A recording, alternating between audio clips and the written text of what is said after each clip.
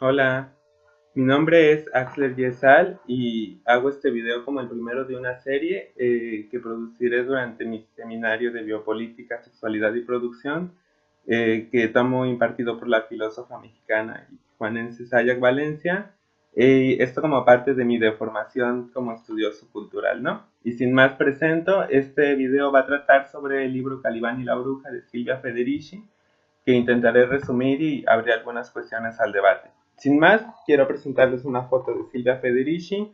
Silvia Federici es una teórica italiana que nace en 1942 y bueno, se le ha emparentado como con el feminismo marxista. Yo en realidad diría que su propuesta intenta ir más allá del marxismo tradicional, no deja de tener un diálogo con Marx, pero abre el diálogo con otros autores y otras autoras, eh, sobre la acumulación originaria de los pueblos y los saberes ancestrales de las brujas, etcétera. De hecho, ella misma en el prólogo les dedica a algunas de las brujas que ha conocido en su vida. Y bueno, sin más, también me gustaría que vieran una foto, la portada del libro. A mí me tocó leer la traducción hecha por Traficantes de Sueños. Muchas gracias por tener las publicaciones libres en internet.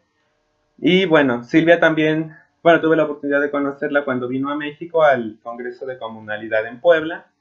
Y bueno, pues más o menos para que vean cuál es su desarrollo académico, teórico, su trayectoria. Sin más, yo les voy a hablar de los primeros 3 capítulos del libro de Calibán y la bruja y después tendré un pequeño debate hacia el final del libro. Y bueno, sin más, empezaré diciendo que Silvia elige el título de Calibán y la bruja, justo porque la figura del Calibán de la obra de La Tempestad de Shakespeare, que era el esclavo que aparecía como el bárbaro, eh, incivilizado, etcétera, y lo que conlleva, ¿no? El marcaje de ese personaje, y ese por un lado, y por el otro lado la bruja, que para Silvia aparece como esa mistificación de las mujeres que fueron perseguidas por sus saberes ancestrales, por ciertas prácticas, que fueron confinadas como objetos masculinos a lo largo de la consolidación del capitalismo que refuerza ciertos esquemas patriarcales. Bueno, hacia el inicio del libro, el primer capítulo, ella habla justamente de la crisis política en la Europa medieval, ¿no? ¿Qué quiere decir esto? Bueno, justamente cuando pasamos del feudalismo hacia el capitalismo, o como históricamente se ha entendido esa fase, ¿no? Dice, por ejemplo, que, bueno, del conflicto de los amos y los siervos, cuando se introduce la cuestión del dinero monetaria, justamente hay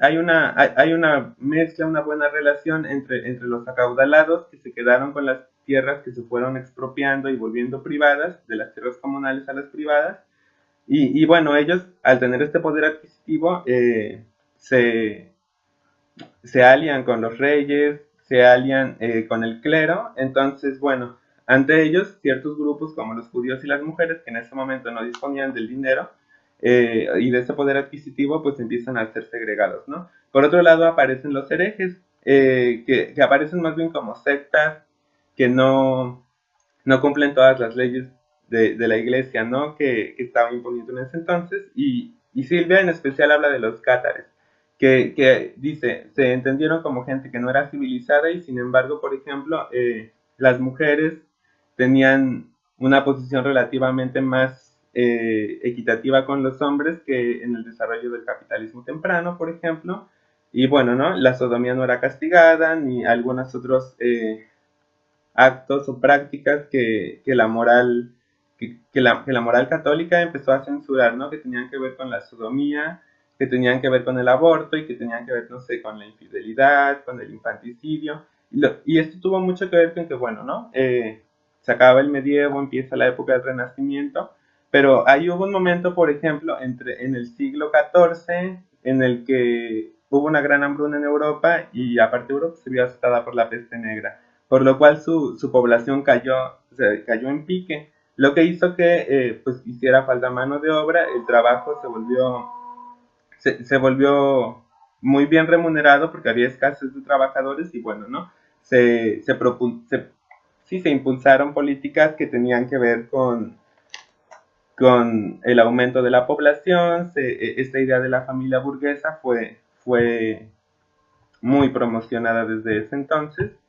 Y bueno, básicamente empieza el surgimiento del Estado en relación de estos cambios, eh, pues inclusive demográficos, ¿no? Pero pues hubo ahí algo histórico que se movió y algo de índole política con el cambio de las relaciones de producción, ¿no? Que dio paso a que sí, hubiera un sistema monetario. Después Silvia habla de la acumulación del trabajo para el capítulo 2 y la degradación de las mujeres.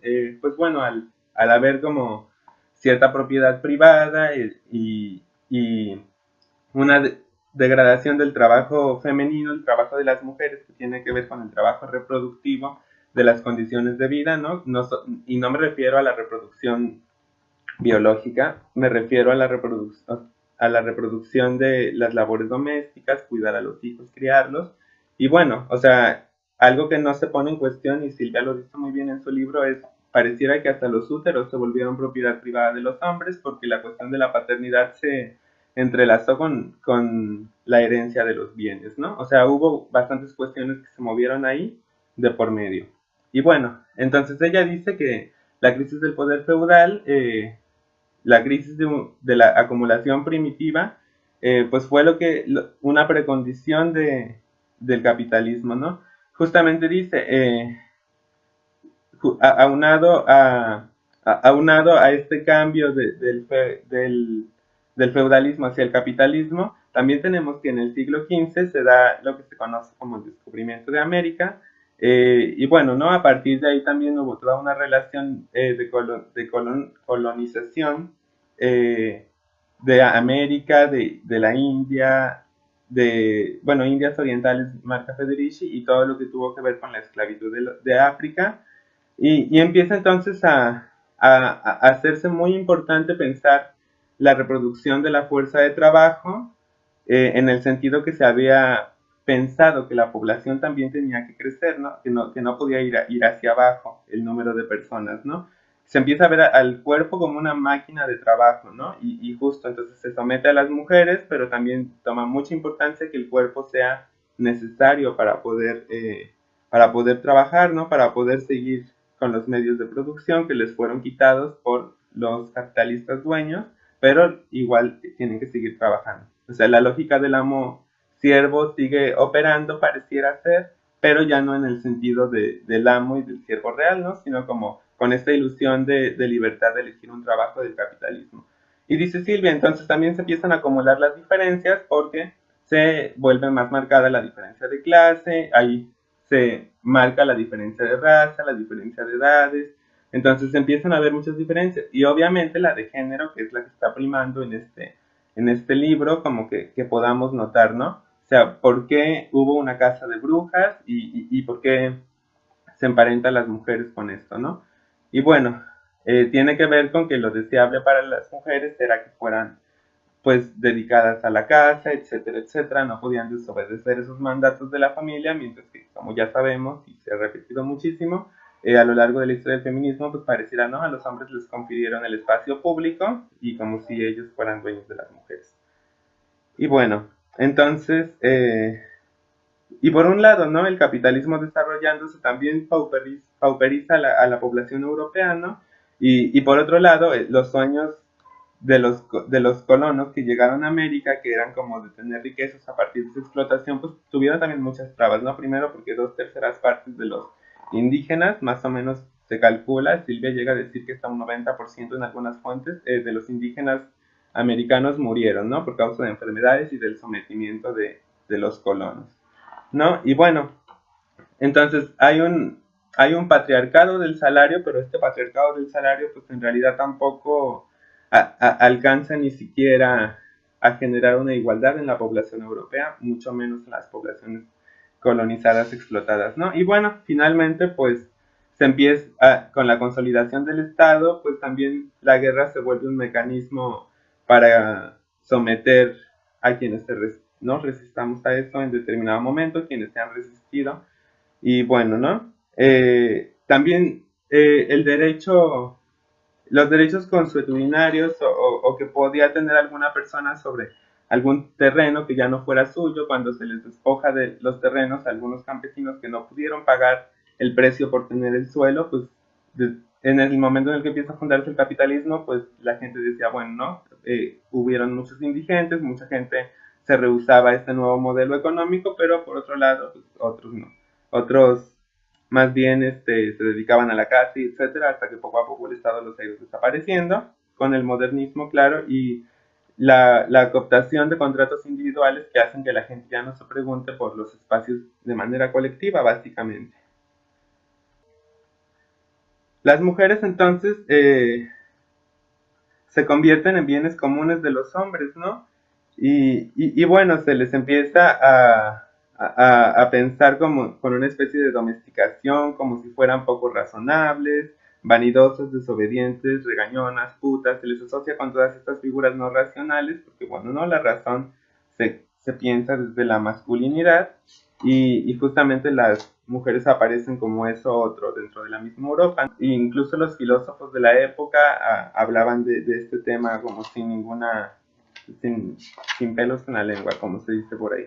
Y finalmente, cuando el capítulo del Gran Calibán, que es el tercer capítulo, lo que Silvia hace es hablar del disciplinamiento de los cuerpos, que justamente en la obra de Shakespeare aparece Calibán para romperlo, como ese otro, ¿no? Y justamente dice Silvia, pues tomemos en cuenta eh, qué pasa, por ejemplo, con esa figura de las brujas, con las mujeres artesanas que poco a poco fueron despojadas como de su derecho a ganar lo mismo que los hombres, ya se venía gestando también desde inicios del capitalismo la diferencia salarial entre hombres y mujeres, y justamente ella dice que durante la modernidad los filósofos como Descartes o Hobbes lo único que hacen es endurecer esto, ¿no? Y endurecer esta idea de que el cuerpo es lo otro, y de que, bueno, de que es lo que se tiene que controlar, ¿no? Una especie de mecánica del cuerpo que aparece, o yo lo reconozco mucho como mi primera deformación fue la psicología, con esta psicología burguesa, que parece que lo único que quiere es potenciar las facultades humanas y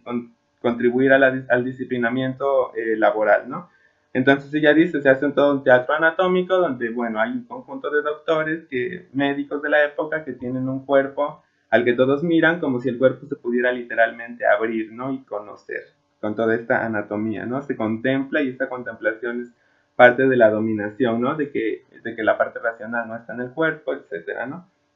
Y bueno, se genera la identidad individualista tan remarcada en esta época, ¿no? Yo no tengo que decírselos. Y bueno, pues finalmente ella usa, ella dialoga hacia el final de su libro con la obra con esta obra de las brujas de Salem, pensando que en realidad los conflictos que se dieron cuando se quemaban a las brujas tenían más que ver con una índole personal, de intereses, que en realidad con alguna otra cuestión de índole metafísico, ¿no? Y lo único que pasó ahí fue que tuvo que ver con la captación del sometimiento de las mujeres, ¿no? Para cuando se acusaba a alguien de bruja, en realidad tenía muchas veces que ver con el adulterio, la moral de la época, ¿no?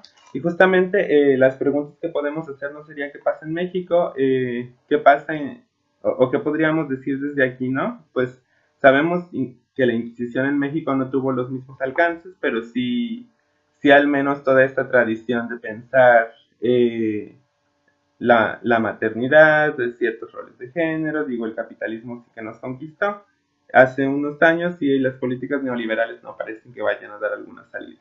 Yo recomendaría tal vez pensar en el Museo de la Inquisición en la Ciudad de México, que ahora es el Museo de Medicina, bueno, comparten el edificio frente a la Plaza de Santo Domingo, tal vez pensar, pues sí, cómo han sido cooptados ciertos bienes colectivos, pensando en las luchas indígenas, y bueno, ¿no? Pensando que todavía hay saberes ancestrales de parte de brujos y brujas de los pueblos originarios de aquí, de México, de Latinoamérica, como espacio geográfico, claro que hay como ciertas excepciones en la Vía Yala, pero tal vez pensar esos saberes originarios de qué manera se siguen jugando, ¿no? Porque Silvia nos está apelando a cómo han ido desapareciendo sobre esa dominación masculina, ¿no? Esa supuesta razón que dejó de lado los saberes de las brujas, ¿no? De quienes podemos barrer con las escobas y también volar.